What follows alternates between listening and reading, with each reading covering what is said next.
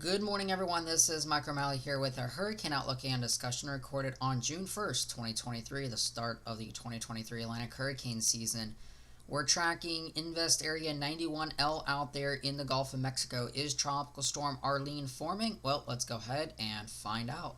Taking a look here at the entirety of the Atlantic Basin first, we notice that as expected for June 1st, it is relatively quiet. We do have several tropical waves out there currently as we speak right now. We have a few tropical waves that are approaching the Lesser Antilles, Trinidad, Tobago, Grenada, Barbados.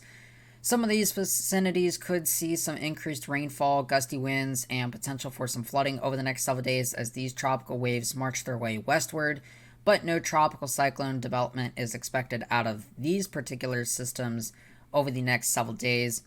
And then in the Gulf of Mexico, we are watching Invest Area 91L associated with a large area of thunderstorms and precipitation all the way down to near Cuba and the Yucatan Peninsula. So let's go and look at that in greater detail. Looking at the visible satellite imagery, we notice that this system has developed more of a central core as we progress throughout this morning. We notice that as we currently speak, we have a large area of shower and thunderstorm activity around what appears to be a developing low-level circulation at this point. We notice that all these ship and buoy observations do indicate that we are starting to see an area of low pressure form.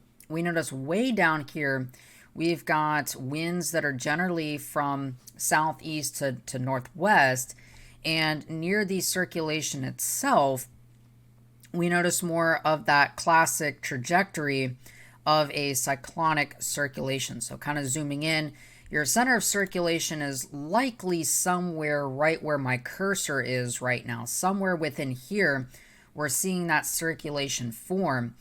Now, if we take off the satellite here and we just put on the reflectivity and we run this over the past 2 hours, we notice again where generally the heaviest concentration of precipitation has been in that northern side here. And we can kind of see how it's curling up in here, indicating that we're likely getting close to some type of tropical cyclone formation with a more well-established low-level circulation.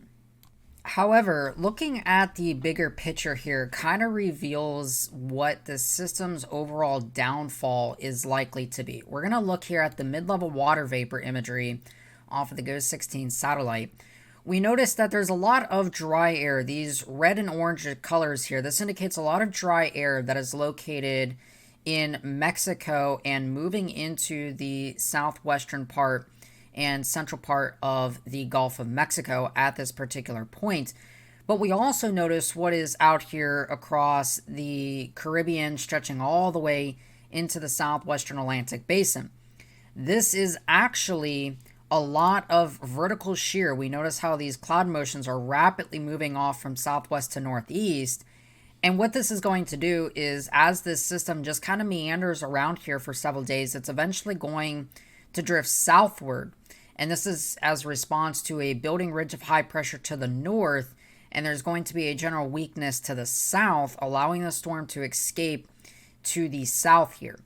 But as it does so, dry air and stronger mid and upper level flow is likely going to be the downfall of this system. So it is likely that this system will only be a very short-lived system, but will bring some impacts, which we're going to talk about right now. So we're now looking at the precipitable water, but with the 300 millibar winds overlaid, indicated by these arrows here. So we're looking at about 20 to 25,000 feet up in the atmosphere. And we notice our system right now is caught within this overall lower wind shear pattern as it's kind of sandwiched in this upper level trough at the moment. But we notice what's just lurking off the coast here, or in just to the south and really all around the system. It is all of this vertical shear indicated by the arrows. And we notice that as we progress throughout the remainder of today, those arrows now start to approach and impinge on our system. And the kind of the darker and lighter shades of green, this indicates roughly, on the arrows anyway, this indicates roughly about 20 to 25 knots of vertical shear. And we notice how it's beginning to approach on top of the system as we progress throughout today. And then as we go through tomorrow, we notice how this system will be drifting southward throughout the day. And now it starts to get into some of the heavier shear environment. Now, it's kind of running on just the fringes of the system, of kind of the upper level trough, because we notice that the winds just a little ways away from here are screaming at about 40 to 70 knots, even 70 plus knots over here in the eastern side here of the system. So this is kind of staying within somewhat of an optimal position to allow it to maintain intensity throughout the next several days, or at least going through the day tomorrow. But as we see, then this system becomes caught up in, firmly now entrenched within this flow, and dry air is going to undercut the system, meaning that it will eventually weaken. So that's why we're not expecting anything that significant to come from this. So as we were just kind of talking about, this system is spinning away out here in the northwestern Gulf of Mexico, or northeastern Gulf of Mexico.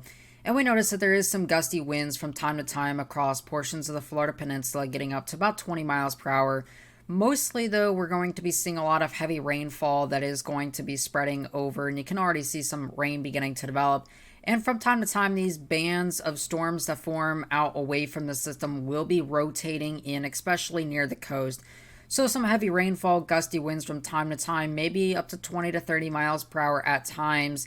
Of course, some rainfall as well for portions of the Florida Panhandle, but nothing significant, nothing that is not going to be something you might expect in a typical summertime thunderstorm. So again, while this is probably going to be a tropical cyclone if these trends continue, this doesn't really change much in terms of the overall impacts. And I just want to kind of remind you guys that yes, today is hurricane season, and we're starting off here with a little bit of a banger. So with that being said, hope you guys have a great rest of your afternoon and evening. God bless, take care, and I'll talk to you guys again some more over the next several days.